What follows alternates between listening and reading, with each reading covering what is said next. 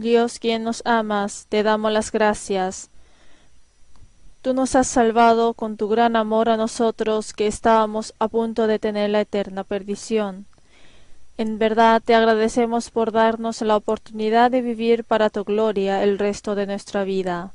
Ayúdanos para que podamos usar gloriosamente estas preciadas oportunidades ante ti, Dios, y para que no sean usadas vanamente. Sabemos que el objetivo de nuestra existencia, la del hombre, es para glorificarte y para darte gozo eternamente. Sabemos muy bien de que la obra existe para la gloria del autor. Protege nuestra vida, guíanos y ayúdanos para que toda nuestra vida pueda ser entregada para la gloria de Dios. Hoy, en esta mañana del domingo, queremos comenzar la semana aprendiendo tu palabra. Siempre guía nuestro corazón hacia la humildad para aprender y para enseñar de lo aprendido. Dejamos en tus manos esta hora, desde el comienzo hasta el final. Quédate junto con nosotros. Oramos en el nombre de Jesús, quien nos ama. Amén. Es Josué 23. Es Josué 23. Versículo 11,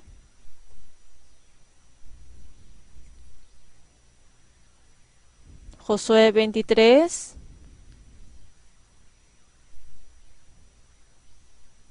desde el versículo 11 hasta el 13, leamos juntos. Guardad pues con diligencia vuestras almas, para que améis a Jehová vuestro Dios. Porque si os apartareis y os uniereis a lo que resta de estas naciones que han quedado con vosotros, y si concertareis con ellas matrimonios, mezclándoos con ellas, y ellas con vosotros, sabed que Jehová vuestro Dios no arrojará más a estas naciones delante de vosotros, sino que os serán por lazo, por tropiezo, por azote para vuestros costados, y por espinas para vuestros ojos, hasta que perezcáis de esta buena tierra que Jehová vuestro Dios os ha dado. Si ven en el versículo 14, y dice, y he aquí que yo estoy para entrar hoy por el camino de toda la tierra. Reconoced, pues, con todo vuestro corazón y con toda vuestra alma, que no ha faltado una palabra de todas las buenas palabras que Jehová vuestro Dios había dicho de vosotros. Todas os han acontecido, no ha faltado ninguna de ellas. Pero así como ha venido sobre vosotros toda palabra buena que Jehová vuestro Dios os había dicho, también traerá Jehová sobre vosotros toda palabra mala, hasta destruiros de sobre la buena tierra que Jehová vuestro Dios os ha dado. Si traspasareis el pacto de Jehová vuestro Dios que él os ha mandado, yendo y honrando a dioses ajenos, e inclinándoos a ellos, entonces la ira de Jehová se encenderá contra vosotros, y pereceréis prontamente de esta buena tierra que él os ha dado. Aquí la palabra de Josué capítulo 23. Se puede decir que son los últimos saludos de despedida de Josué, pero estos últimos saludos de despedida están compuestas por profecías de carácter de advertencia. Quiere decir que si dejareis a Jehová y sirviereis a dioses ajenos, vosotros también seréis dejados.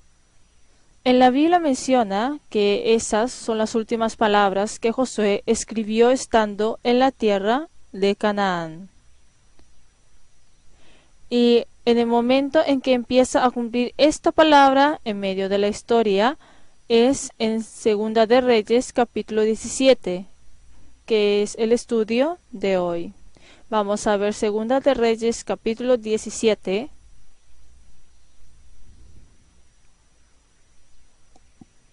Ya se está llegando al acontecimiento de la destrucción de Israel. Ellos al final llegan a la parada final de la historia del norte de Israel, en donde se termina esa vergonzosa historia de Israel. Nuestros profesores tendrán que leer acordándose de que hubo muchos acontecimientos e historias para el cumplimiento de lo que está escrito en este un capítulo. La vez pasada escuchamos la palabra de Jonás y ahora ya estamos en la parte de la caída de Israel. Tenemos que seguir viendo por la Biblia de por qué será que ellos no tuvieron otra opción que caer de esta manera. Y también ver su resultado de cómo les fue al final para que así podamos recibir alguna enseñanza. Vimos hasta Segunda de Reyes capítulo 17. Segunda de Reyes 17, del versículo 1 al 6, se puede decir que es un breve resumen sobre la perdición.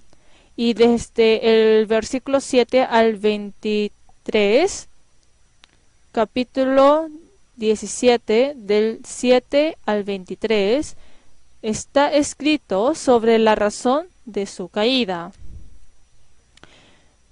de por qué Israel cayó. La descripción sobre esa razón se puede decir que está en el versículo 7 al 23.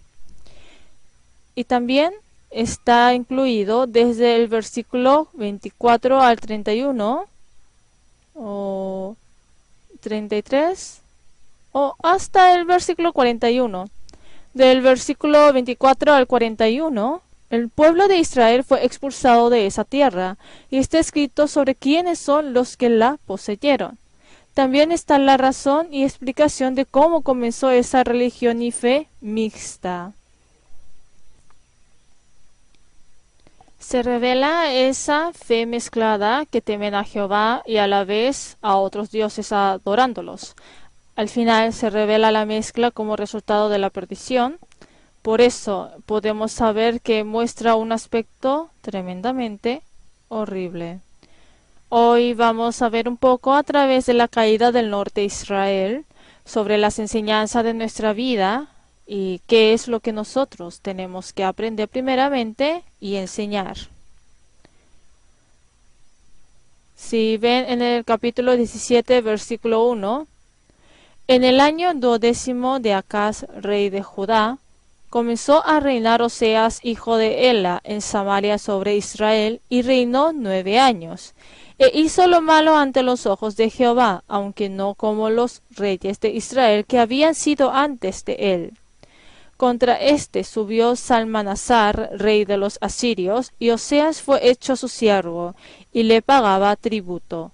Mas el rey de Asiria descubrió que Oseas conspiraba, porque había enviado embajadores a So, rey de Egipto, y no pagaba tributo al rey de Asiria, como lo hacía cada año, por lo que el rey de Asiria le detuvo y le aprisionó en la casa de la cárcel.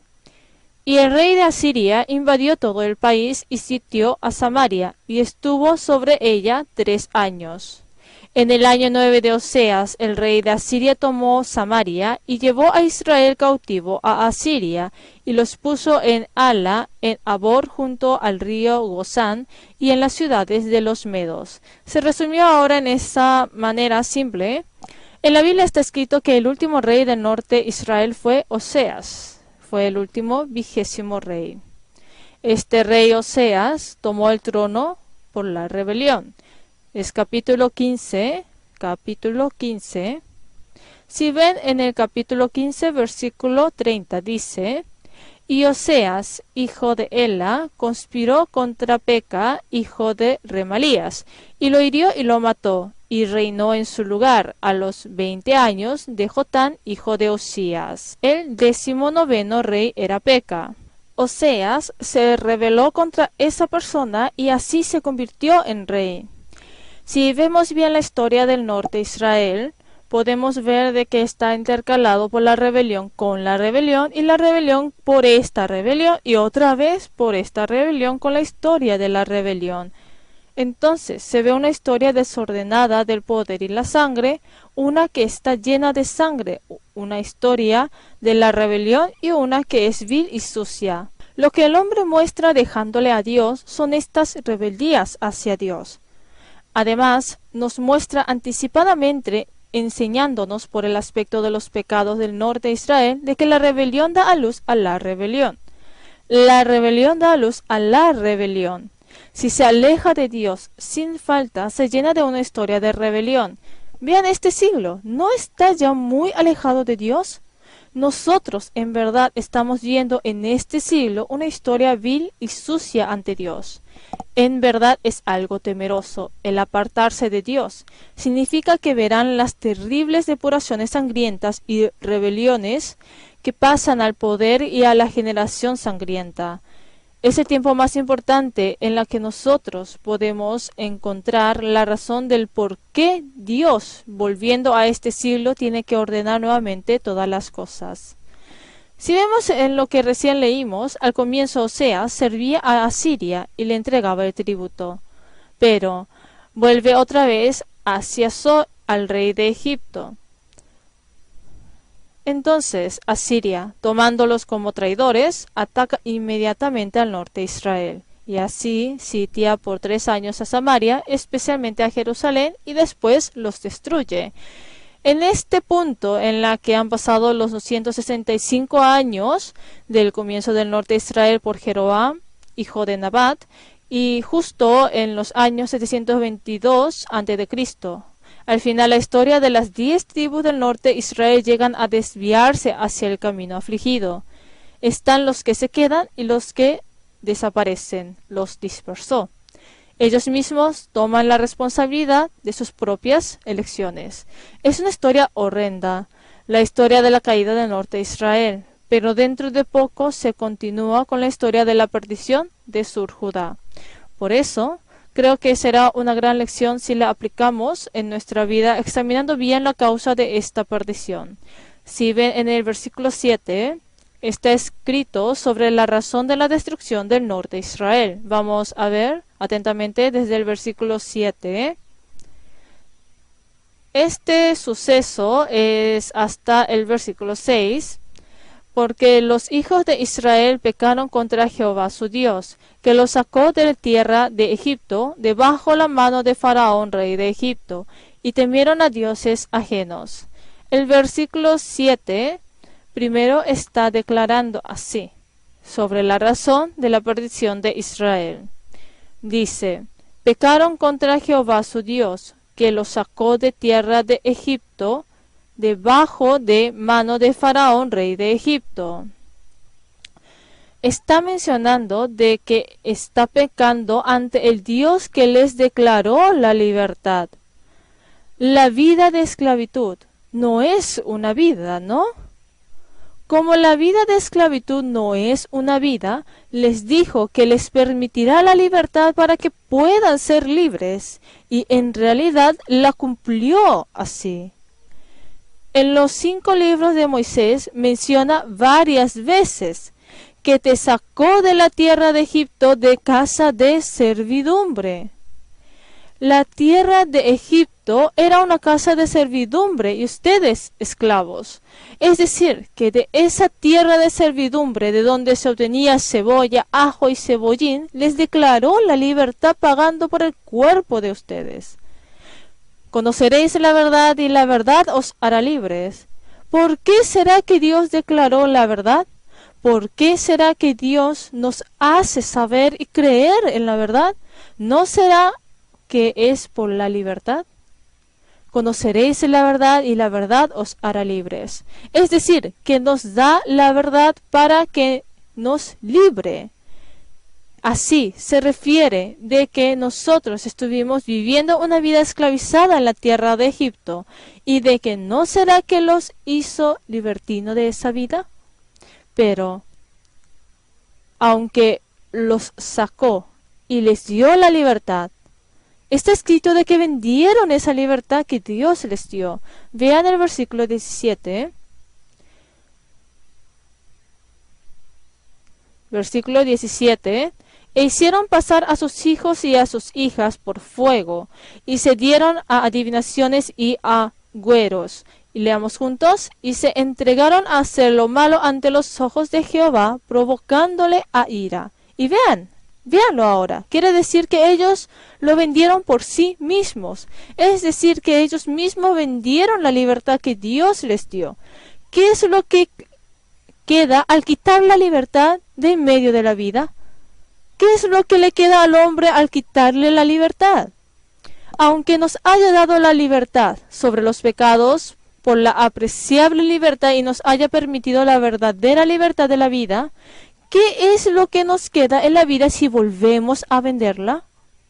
Si pierdo la libertad, quiere decir que me extravío, ¿no es así? Pero lo más temeroso que extraviarme es perderle a Dios. De perderle a Dios, quien dio la libertad, es perderlo todo. Ustedes, ¿será que esta libertad es algo así de ridícula para venderla? Pero dice que ellos la vendieron por sí mismos. Es un pecado en verdad terrible. El primer pecado es que vendieron por sí mismos la libertad que Dios les dio. La primera razón de por qué ellos cayeron es esa.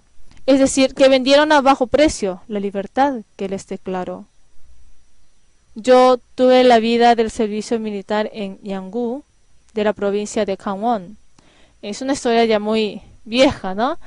Habrán otros más mayores, pero ya han pasado más de 20 años.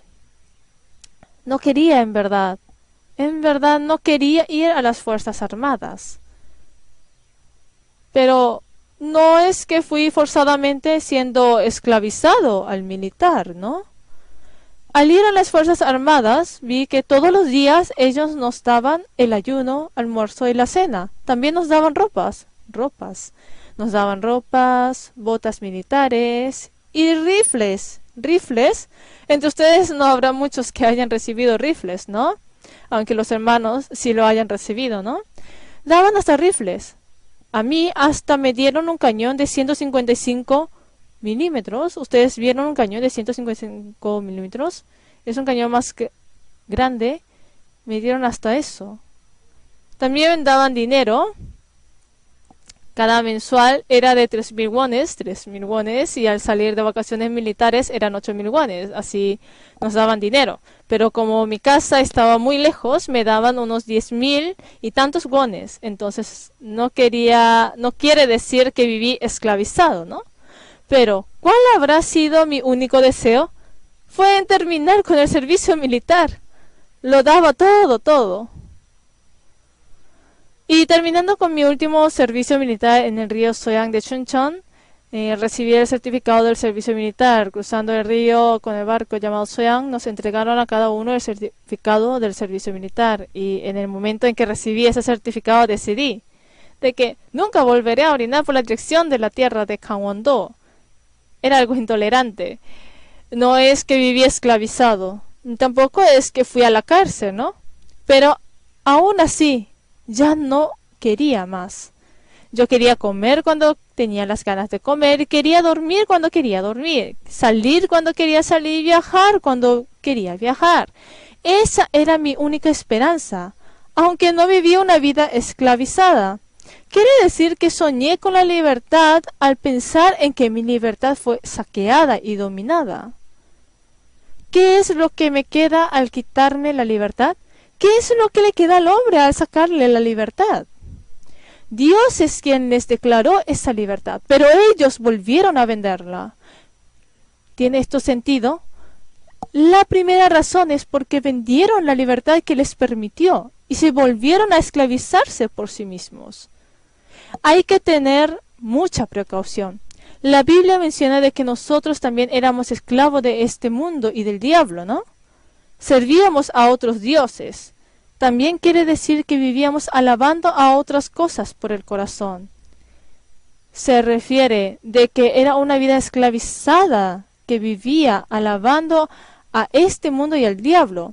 Nosotros somos personas que estamos incluidos de la nación de Israel. Estamos excluidos en las promesas profetizadas. Es decir, que éramos personas que no teníamos esperanza ni a Dios. En Efesios capítulo 2, ¿no nos está explicando sobre nuestra posición natural? Nosotros éramos un ser así, y nos ha declarado la libertad nosotros quienes éramos así. ¿Volverán otra vez a pasado? ¿Van a vender por sí mismo esa libertad? Quiere decir que no se puede. No hay algo más importante que la libertad. De que el hombre sea todo un hombre es por el hecho del libre albedrío, es decir, la libertad de decidir. Pero si lo volviera a vender, ¿dónde habrá un pecado más grande que eso? Por eso, esto es pecado. Primero, hay que saber de que ellos por sí mismos vendieron la libertad que Dios les permitió. Y si ven por segundo, la segunda es que aparece el pecado de la perdición. Si ven en el versículo 7, porque los hijos de Israel pecaron contra Jehová su Dios, que los sacó de tierra de Egipto, debajo la mano de Faraón, rey de Egipto, y temieron a dioses ajenos.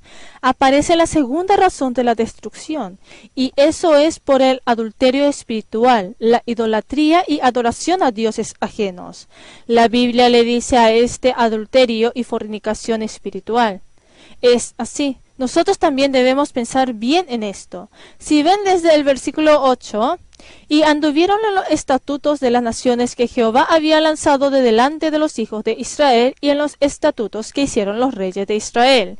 Y los hijos de Israel hicieron secretamente cosas no rectas contra Jehová su Dios, edificándose lugares altos en todas sus ciudades, desde las torres de las atalayas hasta las ciudades fortificadas.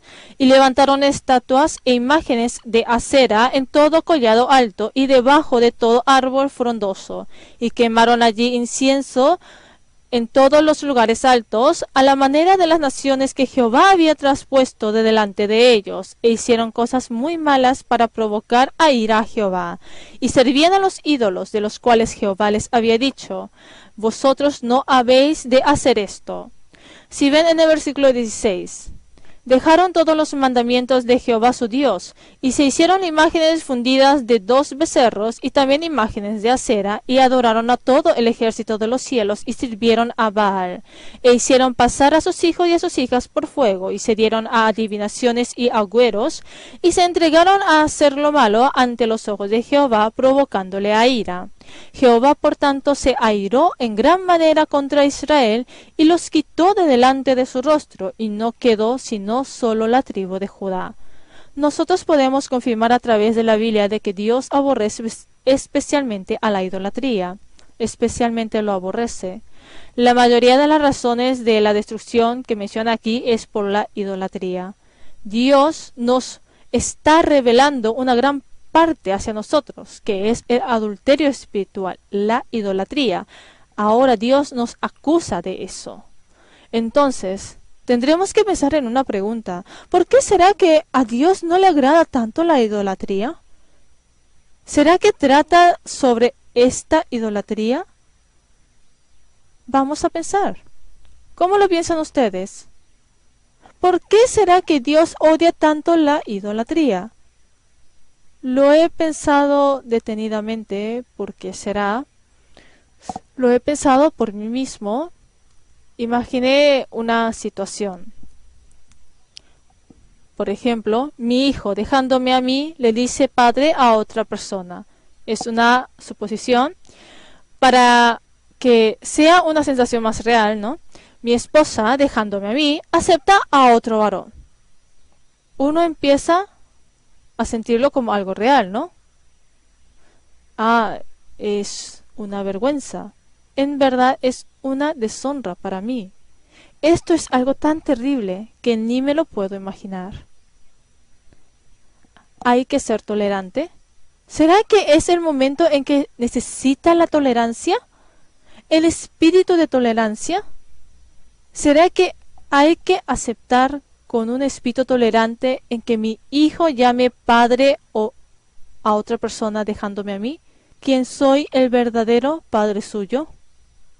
¿Será que tengo que aceptar con un espíritu tolerante en que mi esposa tome a otro varón como su esposo dejándome a mí? Eso es un insulto. Es algo imposible de imaginar. Es algo que no puede ser perdonado. Entre ustedes, ¿quién quiere permitir eso? El que diga yo, hable, por favor. Se puede entender el corazón de Dios. Es una deshonra para Dios, quien creó todos los cielos y la tierra y es el autor y dueño de todas las obras del mundo, al decir que las obras, otras obras, son del autor. Tiene esto sentido de que digan que esta obra a otra es un insulto para Dios. Es por eso que aborrece especialmente a esto, que es la idolatría. se siente tan real a pensar en mi propio hijo. Quiere decir que sucede lo que es imposible que acontezca. Es adulterio espiritual. Es así, es algo imposible de tolerar. Pero si ven en la Biblia aparece, ¿no?, de que ellos adulteraron con las piedras y con el leño. Dice que adulteró de oro, de plata, de bronce, de piedra y de madera. También hicieron idolatría. Es decir, que la Biblia menciona fornicación en adorar a otros dioses. Dice que es fornicación. Es correcto, ¿no? ¿Cómo puede ser que suceda algo así, no? Es un gran pecado. Es así. Esto no es algo en que se tiene que admitir, conciliar y tener un espíritu tolerante. Es algo imposible que acontezca. Vamos a ver Jeremías capítulo 2. Jeremías capítulo 2.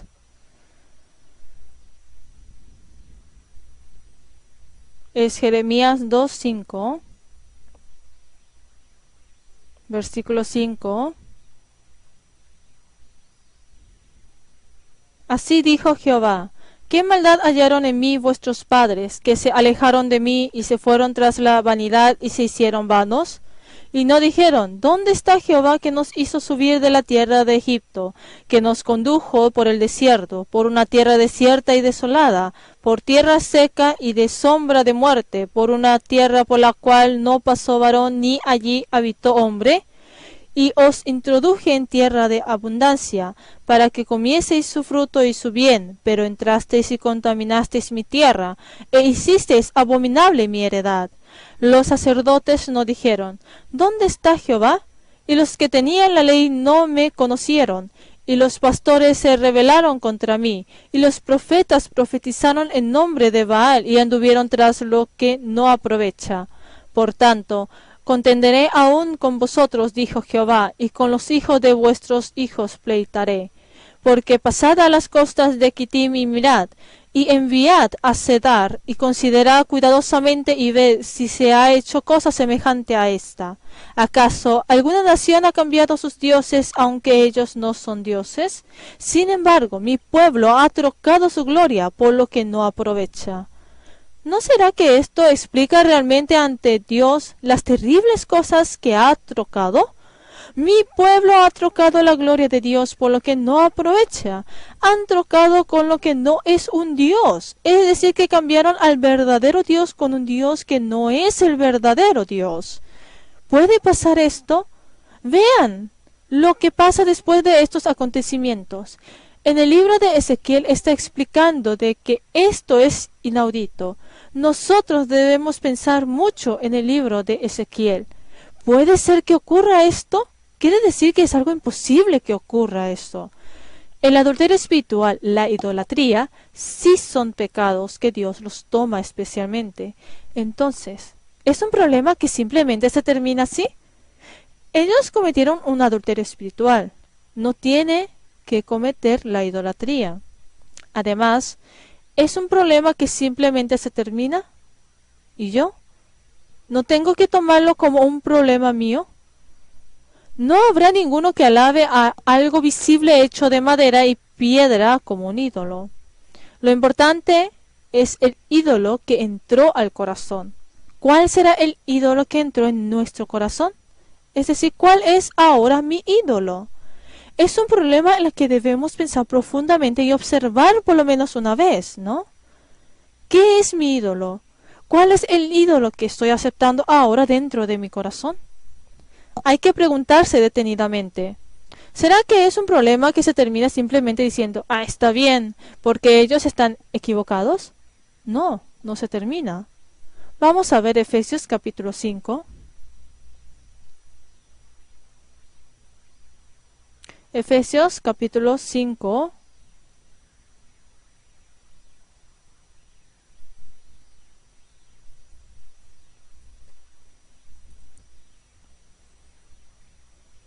Es Efesios 5:5. Porque sabéis esto, que ningún fornicario o inmundo o avaro, que es idólatra, tiene herencia en el reino de Cristo y de Dios. está escrito idolatría. No está escrito que la idolatría es solamente adorar al árbol y a la piedra. Está escrito el avaro, que es idólatra. Entonces, ¿será que tendremos que pensar que la avaricia es idolatría? El fornicario e inmundo, ¿no será que estos son idólatras? Nosotros sabemos que el avaro y la avaricia son idolatrías. Pero, ¿será que los detallados pecados no son pecados? La idolatría ante Dios será algo en que debamos pensarlo cuidadosamente. De no revisar su estado espiritual por las cosas de comer y vivir, ¿no será que eso también son pecados? Es importante comer y vivir, pero de no revisar bien y cuidar su estado espiritual, son pecados, ¿no? Dijo que nosotros no somos de nosotros mismos, ¿no? También dijo que el libre volvió a convertirse en esclavo, ¿no? Dijo que se hizo esclavo por sí mismo, ¿no? ¿Por qué me llamáis Señor y no hacéis lo que yo digo? Aunque digamos Señor, Señor y llamemos su nombre sin hacer la voluntad del Señor, significa de que estamos adorando a otro dueño, ¿no? Si no seguimos las palabras y obras del verdadero dueño, que es el Señor, ¿no será una disputa de que estamos obedientes a otro dueño? Entonces, eso es idolatría, ¿no? ¿Será que por decir que yo no peco ni soy avaricioso, de que no soy tan avaricioso hasta para comprar un apartamento, será por eso que no soy idólatra? La Biblia dice, y al que sabe hacer lo bueno y no lo hace, le es pecado. Estar sin hacer nada también es pecado. La Biblia dice que es pecado al no hacer lo que se debe hacer, al no seguir sin ni obrar por el camino de la obediencia, estando obedientes ante Dios con la buena voluntad, ¿no? Debemos pensar profundamente. Ayer se terminó con la conferencia de los profesores. El profesor que está lleno de fervor dice, hay que tener pasión, hay que tener esa pasión. Sí, tenemos que tener una pasión, y punto. Alcen las manos los que están con más entusiasmo al regresar del retiro. Alce la mano al que se le aparecen grandes pasiones al regresar. ¿O solamente quedan las palabras de que el profesor tiene la pasión de fe? Lo importante es, ¿qué caso se tendrá si no aparece la pasión dentro de nosotros, no? Vivir de nuevo guardando en nuestro corazón la voluntad del Señor, estando ante Dios, esa será la verdadera obediencia hacia el dueño y la postura de alabarle al Señor, ¿no? Si no es así, hay mucha posibilidad de que estemos obedeciendo a otro dueño. Por si acaso, ¿hay alguien que está apoderado por lo material? El dinero es importante, ¿eh? Lo material es importante. No quiere decir que es perverso y malo. Hay que hacer un buen uso de eso. No es usarlo mal, sino que es usarlo noblemente. Pero ¿no están desequilibrados en eso? Si es así, entonces, ¿no será que están incluidos en la palabra de que la avaricia es idolatría? Basta con el tiempo pasado. En Primera de Pedro ya estaba mencionando de que basta para vosotros ya el tiempo pasado. Quiere decir que ya basta, que ya es suficiente en haber vivido con la idolatría y maldad en los tiempos pasados. Entonces, ahora nos encontramos con la palabra que dice que guardaos por vosotros mismos y alejaos de los ídolos. Vamos a ver Primera de Juan capítulo 5.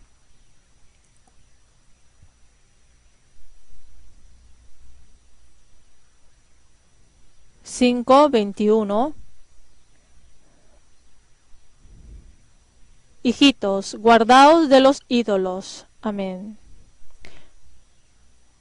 Los ídolos que finalmente aparecen aquí en Primera de Juan capítulo 5 se refieren a las falsas doctrinas. Pero en medio de nuestra vida, si decimos que es idolatría en obedecer a otras cosas fuera de Dios, quien es el dueño, ¿Será que entonces está mal en aceptar también estas palabras? Está escrito: guardaos y alejaos de los ídolos. Ya es suficiente. Dice que basta el tiempo pasado. Ya basta con el tiempo de haber vivido siguiendo las cosas vanas. Dijo que guardémonos de los ídolos y siendo fervientes en espíritu sirvamos al Señor y volvamos a ser fervientes. Nos enseña a que seamos personas fervientes. Es necesario tener precaución porque sin que uno mismo se dé cuenta puede llegar a entrar en el estado espiritualmente adúltero ante Dios. Entonces, ¿dónde está la raíz del adulterio espiritual de Israel? Es necesario pensar un rato sobre esto. Ustedes, ¿de dónde es que se comenzó la raíz del adulterio espiritual de Israel? ¿Y por quién comenzó la del norte de Israel? ¿Por quién? Es por la mujer. Sí, es por la mujer. Pero yo seguía escribiendo Jeroboam, estaba escribiendo Jeroboam, así Jeroboam. Pero yo diciendo Jeroboam me reí.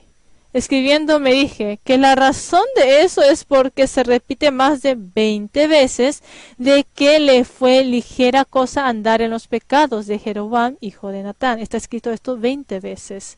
Son varias veces. El nombre también aparece más de 20 veces en Segunda de Reyes. Está escrito de que cada vez que los reyes del norte de Israel pecaban, seguían los pasos de Jeroboam, hijo de Natán. En verdad, esto es algo penoso. Ustedes piénsenlo bien. Las palabras que siempre le siguieron a esos reyes al pecar fue de que andaron siguiendo los pecados de Jeroboam. Vamos a ver Segunda de Reyes capítulo 12. Segunda de Reyes capítulo 12. Esta es la raíz.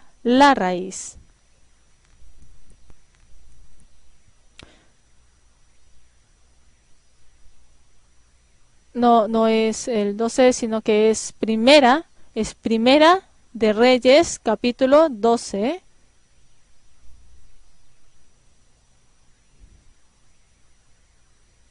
Primera de Reyes, capítulo 12.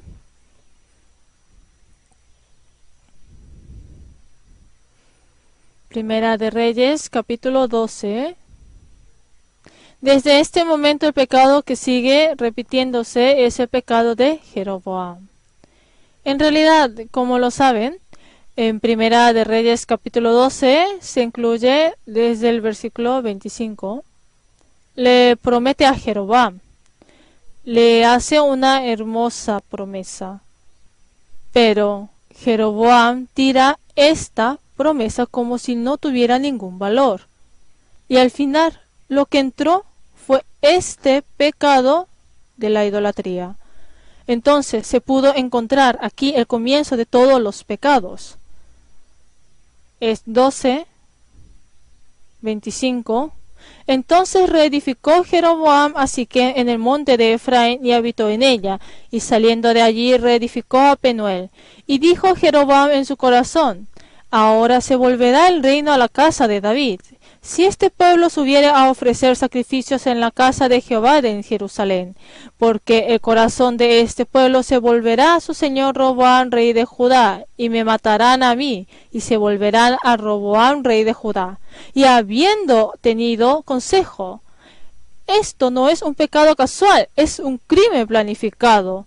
Y habiendo tenido consejo, hizo el rey 2 becerros de oro y dijo al pueblo: bastante habéis subido a Jerusalén. He aquí tus dioses, oh Israel, los cuales te hicieron subir de la tierra de Egipto. Y puso en Betel y el otro en Dan. Y este fue causa de pecado, porque el pueblo iba a adorar delante de uno hasta Dan.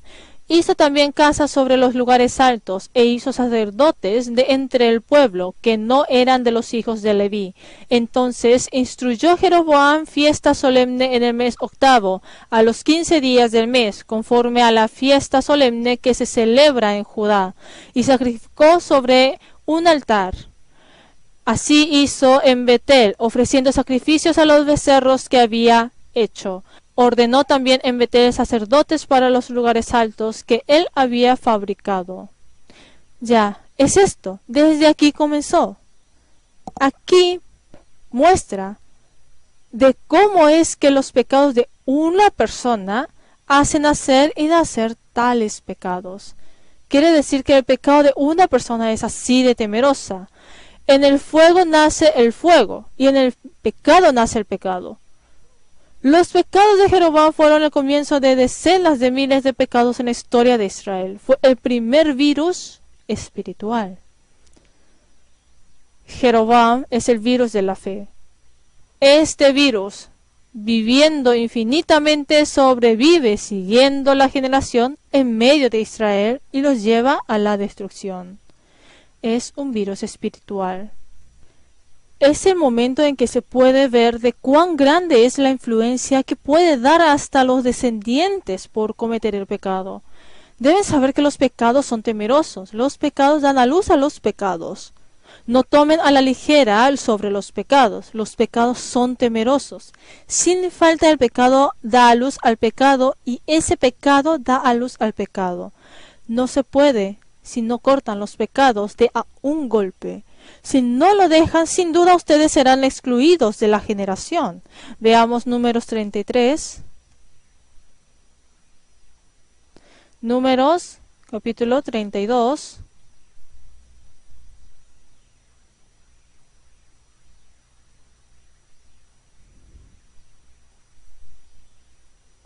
Números 32, versículo 14. Leamos juntos el versículo 14. Y he aquí, vosotros habéis sucedido en lugar de vuestros padres, prole de hombres pecadores, para añadir aún a la ira de Jehová contra Israel. Vosotros habéis sucedido en lugar de vuestros padres, prole de hombres pecadores. Quiere decir que expresó de esta manera que los pecados conciben pecados. Vosotros habéis sucedido de vuestros padres. ¿No es muy triste la declaración de que es una clase de pecador? Versículo 15. Si os volviereis en pos de él, él volverá otra vez a dejaros en el desierto y destruiréis a todo este pueblo. Es a vosotros, vuestros pecados os destruyeren. Los pecadores son los que destruyen a todos. Ustedes, los israelitas entraron teniendo la misión histórica de conquistar Canaán.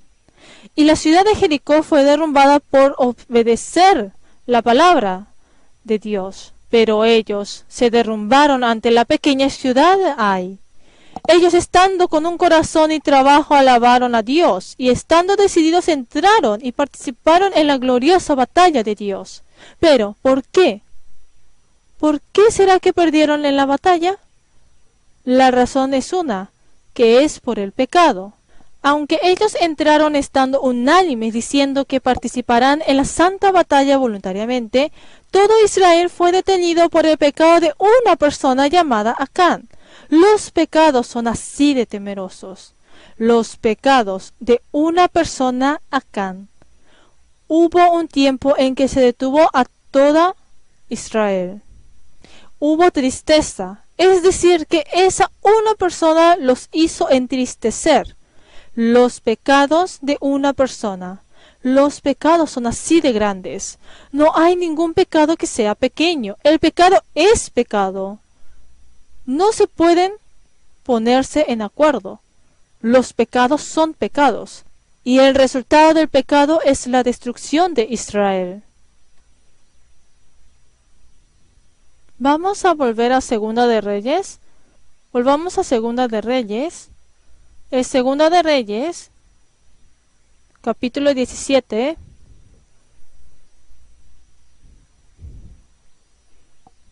del versículo 17 al 18.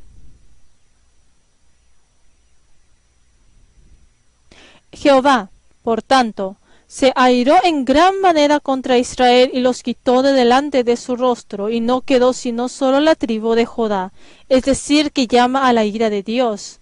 Dios aborrece mucho a los pecados y los quita de delante de sus ojos. Así menciona la Biblia. Los pecados de ustedes no son algo con lo que hay que vivir guardando en el corazón. El pecado es fuego, lo quema en fuego. ¿Quieren vivir teniendo el fuego en los regazos? ¿Cómo se podrá vivir teniendo el fuego, no? Los pecados no son algo en que se puedan conservar, porque son algo que levanta la ira de Dios, acumula la ira.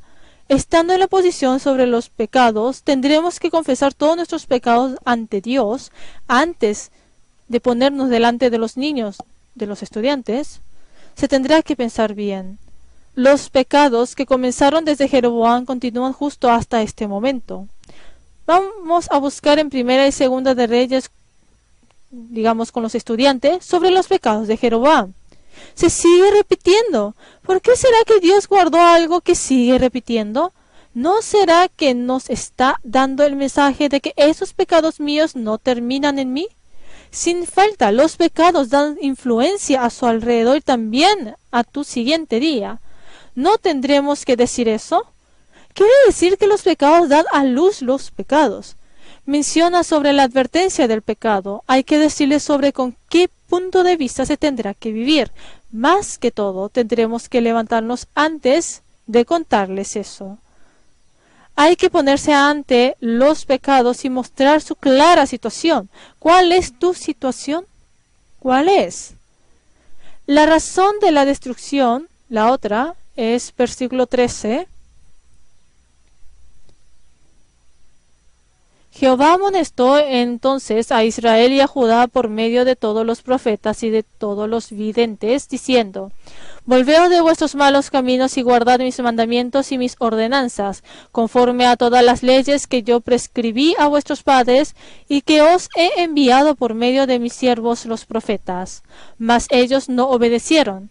Antes endurecieron su cerviz como la cerviz de sus padres, los cuales no creyeron en Jehová su Dios, y desecharon sus estatutos y el pacto que él había hecho con sus padres, y los testimonios que él había prescrito a ellos, y siguieron la vanidad e hicieron vanos, y fueron en pos de las naciones que estaban alrededor de ellos, de las cuales Jehová les había mandado que no hiciesen a la manera de ellas. Dejaron todos los mandamientos de Jehová su Dios.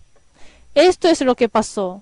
La tercera razón de la destrucción es que dejaron la palabra. Dejaron esa palabra que les daba cautela. En Jeremías capítulo 8 dice: He aquí que aborrecieron la palabra de Jehová, y qué sabiduría tienen. He aquí que aborrecieron la palabra de Jehová, y qué sabiduría tienen. Y no dice así en Oseas capítulo 4 también: Mi pueblo fue destruido porque le faltó conocimiento. Además, ¿no está escrito que por cuanto desechaste el conocimiento, yo te echaré del sacerdocio? Quiere decir que si deja la palabra, uno será dejado. Si uno deja la palabra, entonces esa persona será dejada. Si deja a Dios, después Dios le dejará. Si dice: yo viviré sin Dios, entonces vivirá en un lugar sin Dios. El pueblo de Israel, que tenía que alabar a Dios en la tierra de Israel, no lo hicieron así. Y luego al final no sirvieron a dioses, otros dioses, que no es Dios en la tierra de Dios y en la de los gentiles. Si dice: seguiré a las naciones, entonces seguirá a las naciones. Es decir, que vivirá en medio de las naciones una vida como de un pueblo que no tiene a Dios. Dice: y siguieron la vanidad y se hicieron vanos, ¿no? El versículo 15, ¿a qué se refiere esta palabra? Significa de que se puso vano al vivir siguiendo las cosas vanas. Se refiere de que nosotros somos vanos al seguir las cosas vanas. Es decir, que será vano si siguen las cosas vanas dejando la palabra. Es decir, que si dejan a Dios, adorarán a otras cosas que no es el verdadero Dios. Este es el resultado por dejar la palabra. Si uno deja la palabra, está destinado a dejarse a sí mismo. Entonces, por resultado, nosotros llegamos a entender las razones de la destrucción de ellos. Pero ustedes deben saber cuál es el pecado más grande. Está el pecado final, el pecado final. ¿Qué será el último pecado final? ¿Qué será?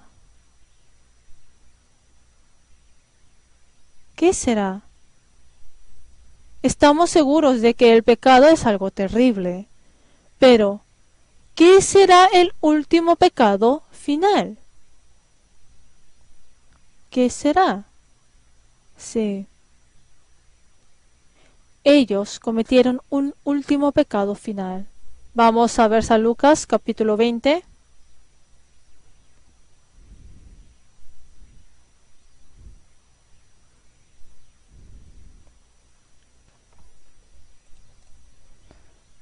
La razón, en fin, de la destrucción de Israel fue por este último pecado. El último pecado que no se puede pecar es este pecado. Nosotros podemos verificar a través de la palabra. Es San Lucas 20, versículo 9. Comenzó luego a decir al pueblo esta parábola. Un hombre plantó una viña, la arrendó a labradores y se ausentó por mucho tiempo. Y a su tiempo envió un siervo a los labradores para que le diesen el fruto de la viña, pero los labradores le golpearon y le enviaron con las manos vacías. Volvió. Esta palabra no tienen que perderla, presten atención. Volvió a enviar otro siervo, mas ellos a este también golpeado y afrentado le enviaron con las manos vacías. Volvió a enviar un tercer siervo, mas ellos también a este echaron fuera herido. Entonces el señor de la viña dijo: ¿qué haré? Enviaré a mi hijo amado, quizá cuando le vean a él le tendrán respeto. Mas los labradores al verle discutían entre sí diciendo: este es el heredero, venid, matémosle, para que la heredad sea nuestra. Y le echaron fuera de la viña y le mataron. ¿Qué pues les hará el señor de la viña? Ustedes deben ver esto.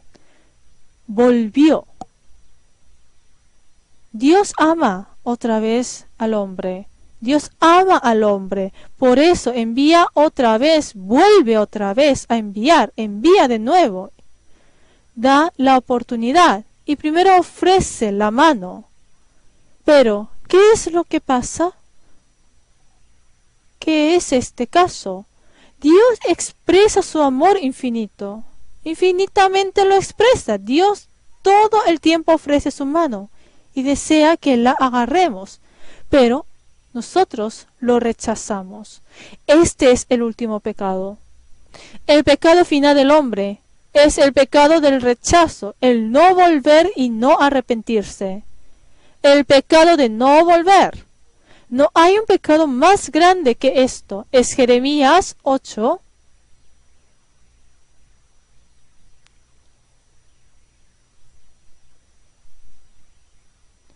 Jeremías capítulo 8.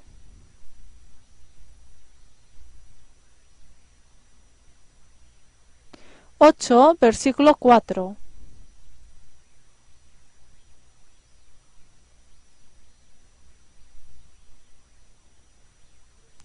Les dirás asimismo: así ha dicho Jehová, el que cae no se levanta, el que se desvía no vuelve al camino. ¿Por qué es este pueblo de Jerusalén rebelde con rebeldía perpetua? Abrazaron el engaño y no han querido volverse. Escuché y oí, no hablan rectamente, no hay hombre que se arrepienta de su mal, diciendo: ¿qué he hecho? Cada cual se volvió a su propia carrera, como caballo que arremete con ímpetu a la batalla. Aún la cigüeña en el cielo conoce su tiempo, y la tórtola y la grulla y la golondrina guardan el tiempo de su venida, pero mi pueblo no conoce el juicio de Jehová. Nosotros debemos pensar en este corazón de Dios, en este corazón que se preocupa. ¿Cuándo quieren volver ustedes? Porque hasta los animales que no hablan vuelven cuando les llega el tiempo. ¿No está aquí el corazón de Dios? Dios vuelve a enviar. Está escrito de que siguió mandando desde muy temprano sin cesar. Vean el capítulo 7, versículo 13. Versículo 12 y 13, vean. Andad ahora a mi lugar en Silo, donde hice morar mi nombre al principio, y ved lo que le hice por la maldad de mi pueblo Israel. Ahora pues, por cuanto vosotros habéis hecho todas estas obras, dice Jehová, y aunque os hablé desde temprano y sin cesar, no oísteis, y os llamé, y no respondisteis. Dice que habló desde temprano de la madrugada, habló levantándose desde temprano de la madrugada hasta la noche. Sigue hablando, pero dice que no oísteis ni respondisteis. Veamos el versículo 25. Desde el día que vuestros padres salieron de la tierra de Egipto hasta hoy, y os envié todos los profetas, mis siervos, enviándolos desde temprano sin cesar. Dice, enviándolos desde temprano y sin cesar, desde temprano y sin cesar. Quiere decir que enviándolos sigue diciendo continuamente que vuelvan, pero lo rechazan. ¿Cómo se tiene que hacer? ¿Será que hay que quitar esa libertad que se les dio para hacerles volver? No, la vida sin libertad no es una vida. Dios está respetando totalmente la libertad. ¿No será que esa es la verdadera forma humana? Pero aún así, no hay otra opción si sigue rechazando. No hay remedio que soltarles las manos. Espera, pero no espera eternamente porque hay un tiempo decidido. Es Amós capítulo 4. Amós capítulo 4.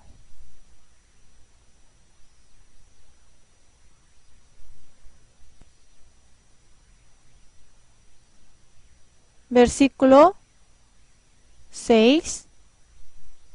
Del versículo 6 al 13 hay una palabra que sigue repitiéndose. Es del versículo 6 al 13. Os hice estar a diente limpio en todas vuestras ciudades, y hubo falta de pan en todos vuestros pueblos, mas no os volvisteis a mí, dice Jehová. En la parte última del versículo 8 también dice, con todo, no os volvisteis a mí, dice Jehová. En el versículo 9, en la parte última dice, pero nunca os volvisteis a mí, dice Jehová. En el 10, versículo 10, en la parte última dice, mas no os volvisteis a mí, dice Jehová. En el 11, en la parte última dice, mas no os volvisteis a mí, dice Jehová. Por eso, el resultado de eso es el versículo 12, ¿no? Dice, por tanto, de esta manera te haré a ti, oh Israel, y porque te he de hacer esto, prepárate para venir al encuentro de tu Dios, oh Israel. Quiere decir que se preparen para el encuentro de tu Dios, es decir, prepárate para tu muerte. Quiere decir que prepárate ahora para tu muerte, prepárate para encontrarte con tu Dios, porque lo que te queda es el último juicio y perdición al rechazar hasta el final en no volver. Dice, prepárate para el encuentro con Dios. Es por tanto, prepárate para venir al encuentro de tu Dios. Es el hecho de que les vendrá el juicio y la perdición hacia aquellos que rechazan hasta el final. ¿Están preparados? ¿No les está preguntando así? ¿De si están preparados? La Biblia les dice, ¿estás preparado para el encuentro de tu Dios? Veo que hasta el final tú rechazas esa oportunidad en la vida. Ustedes, ¿por qué piensan que nosotros nacimos en la vida? ¿No será que nacimos para recibir la salvación y obtener la gloria eterna? ¿No será que en este mundo se prepara para la vida eterna y el mundo eterno? Fuimos enviados a la vida para que se preparen. Esta corta vida, el objetivo de la vida no es para comer y vivir bien en este mundo. ¿No será que este mundo es el lugar donde debemos prepararnos para la verdadera eternidad, para lo que no desaparece ni se quemará en fuego? Si uno no se prepara para el encuentro con Dios, entonces uno mismo se prepara para sí el juicio y la perdición. Este pecado de no volver, el pecado de no arrepentirse, dice, Jerusalén, Jerusalén, ¿cuántas veces quise juntar a tus hijos como la gallina junta los polluelos debajo de sus alas y no quisiste? Pero por tu dureza y por tu corazón no arrepentido, atesoras para ti mismo ira para el día de la ira y de la rebelión del justo juicio de Dios. Así nos está diciendo en Romanos capítulo 1. El corazón no arrepentido es lo que atesora para sí mismo la ira. El último pecado es del no arrepentimiento. Ahora vamos a resumir y ordenar. Es el hecho de la verdad que Dios ha perdonado a Israel hasta por los pecados de crucificar a Jesús en la cruz. Es así, ¿no? Ellos crucificaron al Señor, lo mataron crucificándolo en la cruz. También le señalaron con el dedo hasta el final. Pero hasta esos pecados fueron contados para el perdón y fueron redimidos. Pero ¿por qué ellos entraron al juicio? La razón es una, es por no arrepentirse, es porque no se arrepienten ni vuelven. Por eso todo se convirtió inválido. Se convierte en el estado en que vuestro pecado permanece. El pecado más temeroso, el último pecado, es de no volver ni arrepentirse. Por tanto, la razón de por qué Israel se derrumba es por el pecado de no volver hasta el final. Es ponerse responsable del resultado de ese pecado. Piénselo. ¿Dónde habrá un pecado inocente? Todo se arruina por el pecado. Indudablemente el hombre se arruina por el pecado. Es por eso que salva pagando el valor de esos pecados. Pero rechazan a eso. ¿Dónde y cómo? ¿Será que habrá otra manera? Quiere decir que volvamos. El problema del juicio y la salvación ante Dios no es que si tiene muchos o pocos pecados, sino que es solamente una cuestión del pecado. La manera para la solución de ese problema es una. Es arrepentirse y volver. Es volver creyendo en la redención. No hay otra opción que eso. La cuestión del juicio y la salvación es el problema del arrepentimiento. Al no tener eso, tendrá que ponerse responsable de una decisión irreversible. La historia de Israel está explicando justo sobre eso. Las personas dicen que la historia es juicio. Dicen que la historia mundial es del juicio. Sí, sí es así. No hay ninguna historia que no reciba el juicio, sea tal país, pueblo, persona individual o en medio del tiempo. Todos reciben el juicio. Por eso dicen que la historia es juicio. Israel se puso ante el juicio de Dios. Debemos encontrar nuestro camino en medio de la historia de esos juicios. El objetivo del juicio no es para el juicio en sí. El objetivo del juicio es para la salvación. Nosotros, ante lo que es el juicio y la perdición, volvamos a pensar sobre la necesidad de la salvación y de la absoluta salvación. No hay otra manera que la salvación. La única manera es arrepentirse, volver y recibir la salvación. Nosotros lo entenderemos ante ese juicio. Entonces, el propósito no está en el juicio en sí, sino que es para la salvación. Es decir, que vuelvan arrepentidos y obtengan la salvación. Quiere decir que sean salvos de esta perversa generación. El acontecimiento del juicio y la perdición de Israel nos da una vez más la necesidad de la salvación. Desearía que durante una semana mediten y así llegue a ser un tiempo en que piensen de cuál será la lección que mis estudiantes tendrán que recibir y de cómo es que tengo que vivir a través de la perdición de este Israel. Vamos a orar. Dios Padre, te damos las gracias. Hoy nos has hecho pensar una vez más sobre nuestra vida por la aparición de la perdición de Israel. Al final y al cabo, la razón del juicio y perdición del hombre son por los pecados. Pero los pecados entre los pecados, volvemos a pensar qué es el pecado de no volver ni arrepentirse ante Dios. Hay veces que nosotros, al vivir ante la presencia de Dios, caemos, fracasamos y nos decepcionamos por los pecados. Pero ayúdanos para que seamos personas de fe en cada momento y podamos volver a levantarnos, volviendo arrepentidos para poder ponernos ante Dios. Sabemos muy bien de que la verdadera persona de fe no es la que no fracasa ni peca, sino que es la que se levanta y vuelve a Dios en esos momentos. Dios, ayúdanos para que podamos tener la fe de volver y de poder ponernos ante tu presencia, teniendo la fe de poder arrepentirnos. Guíanos para que podamos ser personas sabias, que se refleja y se pone ante la palabra reflexionándose de la vida propia personalmente y primeramente ante Dios antes de ponernos frente de nuestros estudiantes. Te dejamos en tus manos este día de hoy. Quédate junto, guíanos para que sea un día en la que sea gloria a ti, Dios, y gozo de vida para nosotros. Oramos en el nombre de Jesús, quien siempre nos ama. Amén.